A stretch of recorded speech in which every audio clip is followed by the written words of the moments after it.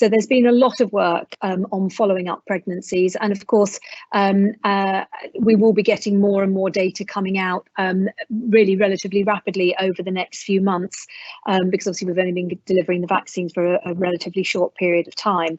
But the sort of things that have been looked at so far are the risk of stillbirth, birth weight. Now, birth weight is a very good indicator of the health of a baby, and it can indicate a number of different things. So generally speaking, the smaller the baby, the more concerns there are about the health of that baby.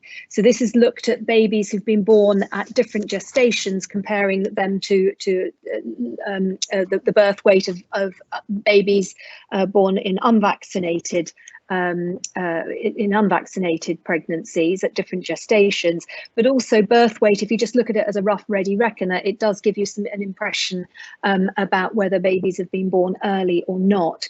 And then another marker that's been looked at is babies who've been born with structural abnormalities, so-called congenital abnormalities.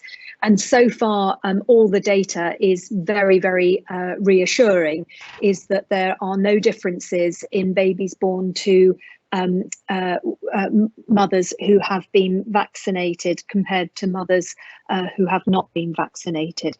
And these, as I say, I think the important point about these studies is that they have been done in different populations, so they have been done across different countries.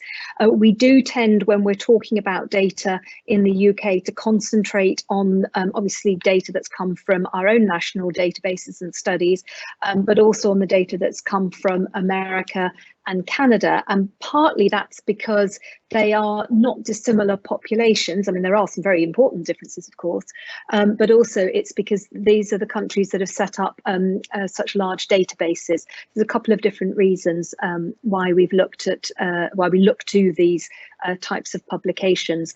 And I think there was another similar question that I saw is have different ethnic minorities been, or different ethnicities, I should say, because they won't necessarily be minorities in different populations, been included in the research that was done initially on the vaccine and also on the follow-up? And the answer to the question is yes, different backgrounds have been included.